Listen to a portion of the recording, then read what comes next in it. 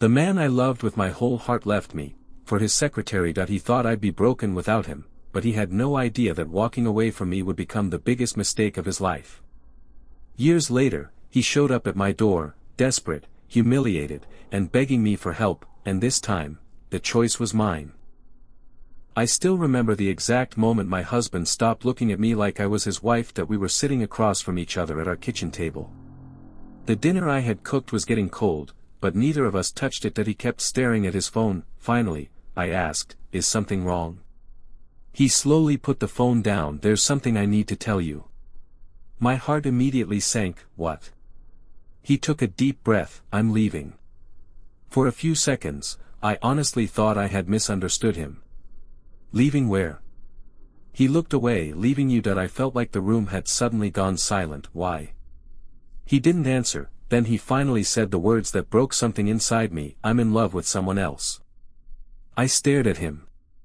"Who?" He hesitated, then he said, "My secretary." My hands went cold. The woman I had trusted around my husband every single day, the woman I had never once suspected. "You're choosing her over me?" He looked at me without even apologizing. "She understands me." I laughed through my tears. "After everything we've built together." He stood up and grabbed his jacket. "I've already made my decision." That night, he walked out of our house to an oh goodbye kiss and an oh hug, not even a final look back, just the sound of the front door closing behind him. I spent the entire night crying, wondering how the man I married could become a stranger so quickly, but what I didn't know was that my husband had made one huge mistake. That he thought leaving me meant the end of my story. He had no idea. It was actually the beginning. The next morning, I woke up expecting to feel completely broken. Instead, I felt strangely calm, maybe because deep down, I knew something wasn't right. My husband hadn't simply fallen in love with his secretary overnight. There had been signs. Late-night phone calls, secret messages, business trips he never explained, and every time I asked, he told me I was imagining things. That I decided to look through the files in his home office. Not because I wanted revenge. I just needed to understand what had happened to my marriage. I opened his desk drawer. Inside, I found a folder with my name on it. My hand started shaking. I opened it. There were copies of our bank statements, property documents, insurance papers. And then I found something that made my heart stop. A document had been prepared 3 months before he left me. It was a financial agreement transferring several of our shared assets. But the name listed as the beneficiary wasn't his. It was his secretary's. I stared at the document in disbelief. He hadn't just planned to leave me. He had been planning to take something from me. Then I found one more piece of paper. A handwritten note. Only 6 words were written on it. "Once she signs, everything is ours." I knew that handwriting. It was my husband's, but there was one question I couldn't answer. What exactly was he planning to make me sign? The next morning, I took the document to my attorney. He read it twice without saying a word, then he looked at me. "Did you sign this?" "No," he pointed to the bottom of the page. "Then your husband was preparing to transfer your share of the company without your knowledge." My stomach dropped. "But how?" My attorney shook his head. "He couldn't legally do it without your signature." Unless what?" He turned the page around. "There's another document here." It was a power of attorney, and my name was on it. I stared at the signature. It looked exactly like mine, but I knew I had never signed it. Someone had forged my signature. I immediately called my husband. He answered after several rings. "What do you want?" I asked, "Did you forge my signature?" There was silence. Then he said something that made my blood run cold. "You should stop asking questions.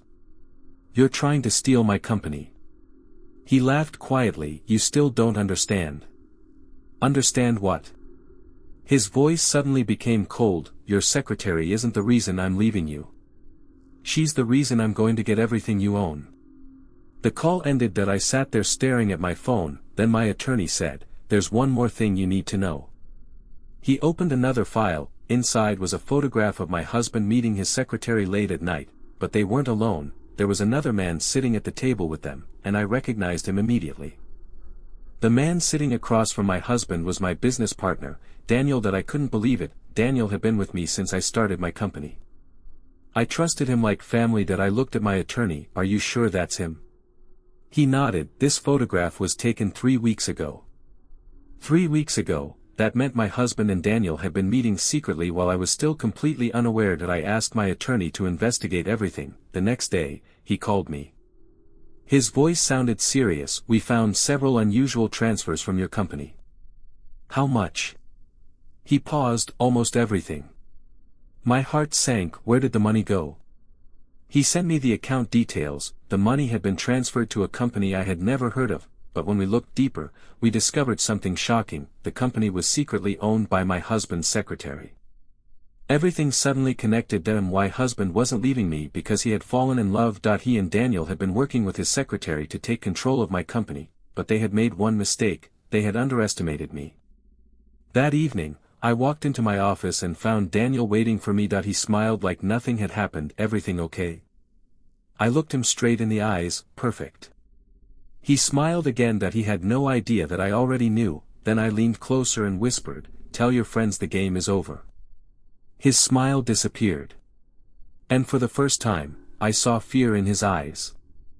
Daniel stared at me for a few seconds. "What are you talking about?" I smiled. "Nothing. Forget it."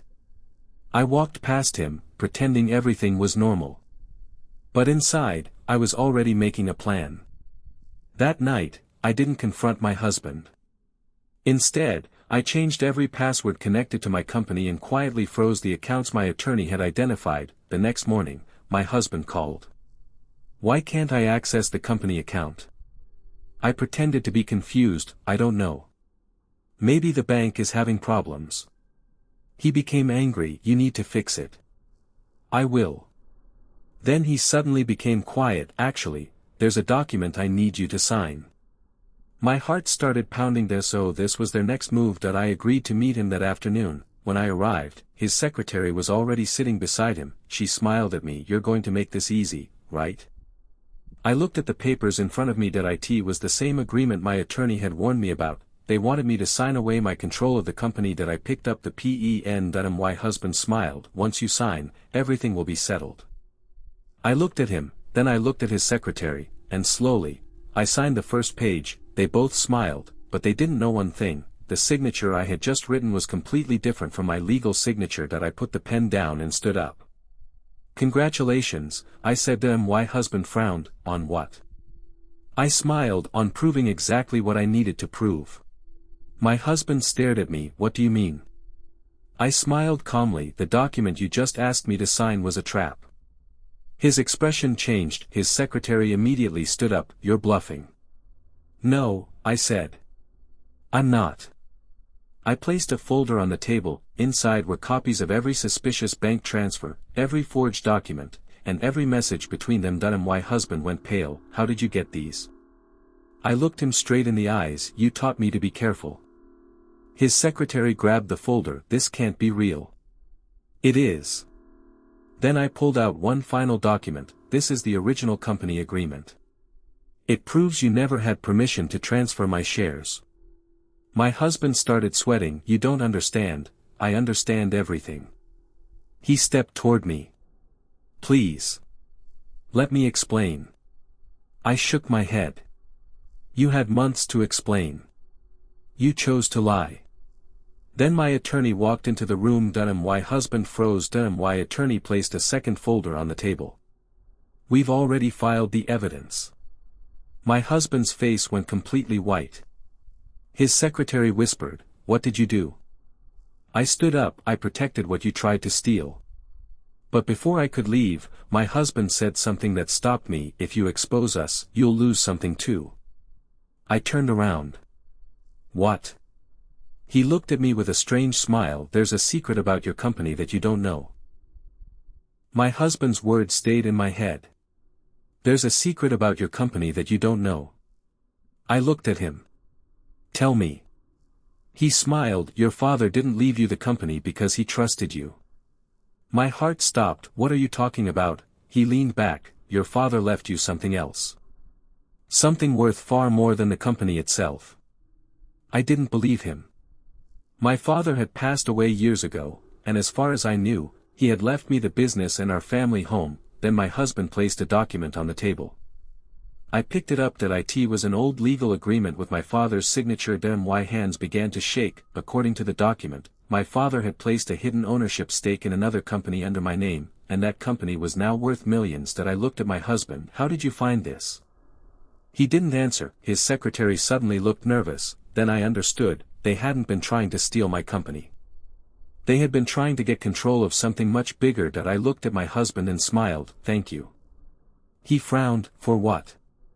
I put the document back on the table. For finally showing me what you're really after. Then I walked out, but I had no idea that my father had left one final instruction, and it was about my husband.